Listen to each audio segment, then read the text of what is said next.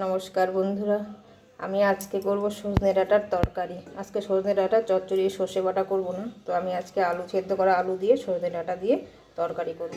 তো এখানে আমি সজনে ডাঁটা ভালো করে কেটে ধুয়ে রেখেছি আর আলু সেদ্ধ করে রেখেছি।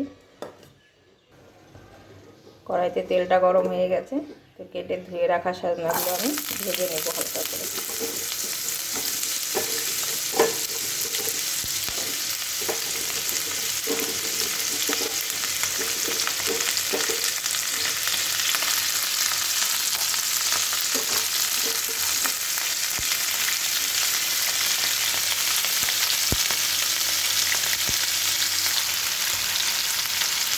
সবাই একটু লবণ আর একটু হলুদ দিয়ে ভালো করে ভেজে নেব সজনাগুলোকে। সাজনার জন্য যার মশলা লাগবে কিছুই না, হালকা একটু জিরে, আদা, লঙ্কা, একটু টমেটো একটা। আমি তখন মশলাগুলো বেটে নিই।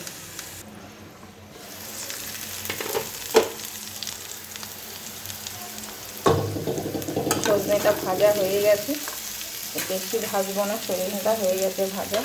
এটাকে নামাবো না, আমি এখানেই রেখে দিলাম কড়াইটা দিয়ে অন্য একটা করে বসে দিলাম। কড়াইটা গরম হোক।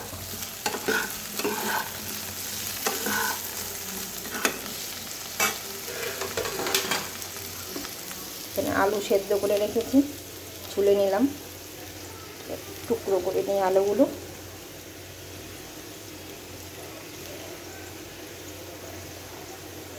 এই তরকারিটা করার জন্য সেদ্ধ করা আলুই লাগবে।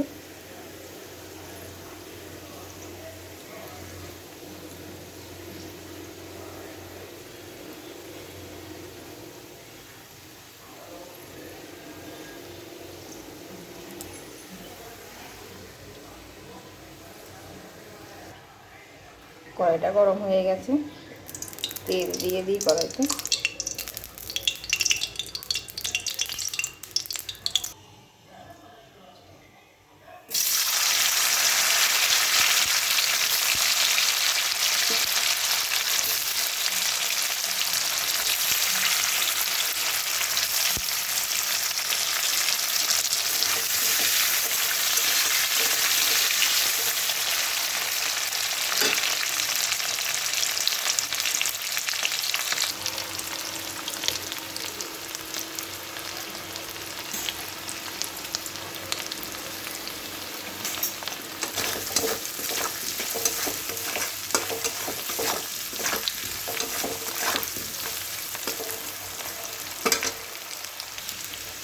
নুন হলুদ দিয়ে আলু ভাজা হয়ে গেছে, তো আমি আলুগুলো উঠিয়ে রাখবো।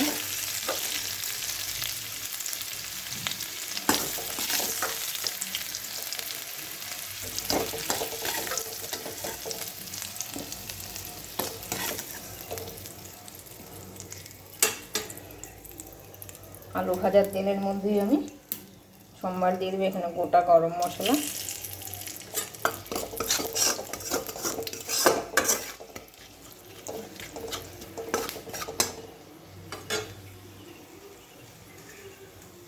আর অল্প গোটা জিরে।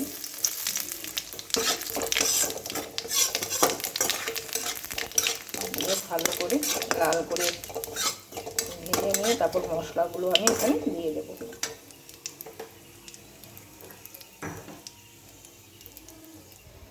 এখানে মশলা আছে আদা, জিরে, লঙ্কা আর হাফ টমেটো বাটা, জল দিয়ে গুলিয়ে নিই।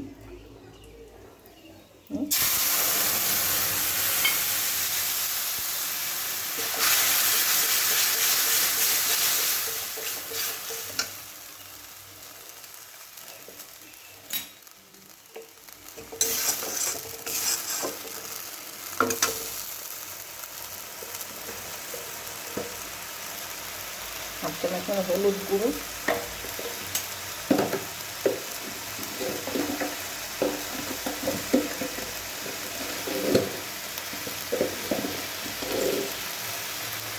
লবণ, ভালো করে ভাজা হবে। মশলা ভাজা হচ্ছে, এখানে অল্প একটু চিনি দিয়ে দেবো।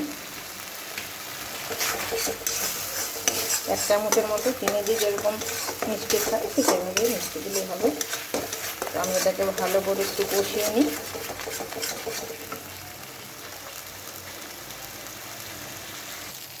এখন মশলাটা অনেকটাই ভাজা হয়ে গেছে। তো আমি এখানে ভিজে রাখা সজনাগুলো দিয়ে দেবো, দিয়ে আমি আর একটু জল দিয়ে এটা কষিয়ে নেব। আলুটা পরে নেব, কারণ আলুগুলো সিদ্ধ করা। এটাকে আমি আর একটু জল দিয়ে মশলাটার সঙ্গে ভালো করে কষিয়ে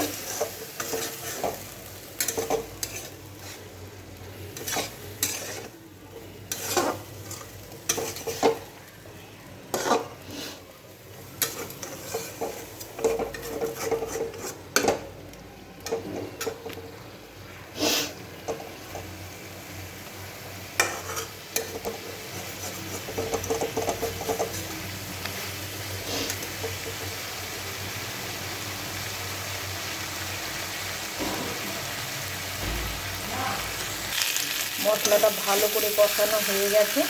এখন আমি এখানে অল্প গরম মশলা দিচ্ছি, বেশি না, অল্প দেবো।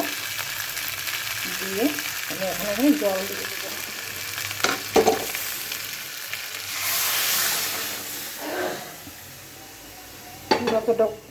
যতটুকু সেদ্ধ পারি, যতটুকু জলের প্রয়োজন আমি ততটুকু জল দিয়ে দিলাম। আর আলুটা আমি একটু পরে দেবো।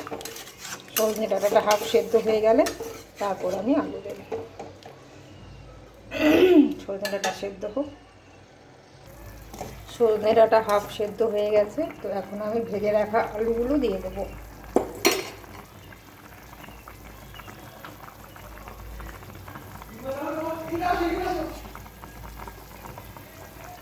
এখানে ভেজে রাখা আলুগুলো দিয়ে দিচ্ছি। আর একটু সেদ্ধ হবে।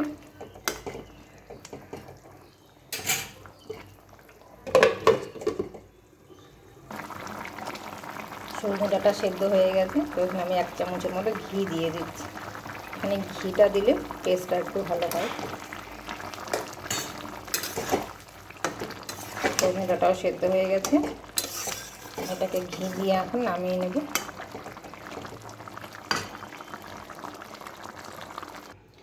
এই নামিয়ে নিলাম আমি সজনে আলু দিয়ে তরকারি। সর্ষে বাটা ছাড়াই আলু সজনে ডাঁটার তরকারি করলাম। তো আমার এই রেসিপি আপনাদের কেমন লাগলো বাড়িতে করে দেখবেন। যদি ভালো লাগে অবশ্যই আমার চ্যানেলটাতে একটা সাবস্ক্রাইব করে দেবেন, বেল আইকনটাতে ক্লিক করে থাকবেন, আমার পাশে থাকবেন। আমি আবার অন্য দিন আসবো অন্য ভিডিও নিয়ে আপনাদের সামনে। আপনারা সবাইগুলোই সুস্থ থাকুন, ভালো থাকুন। নমস্কার।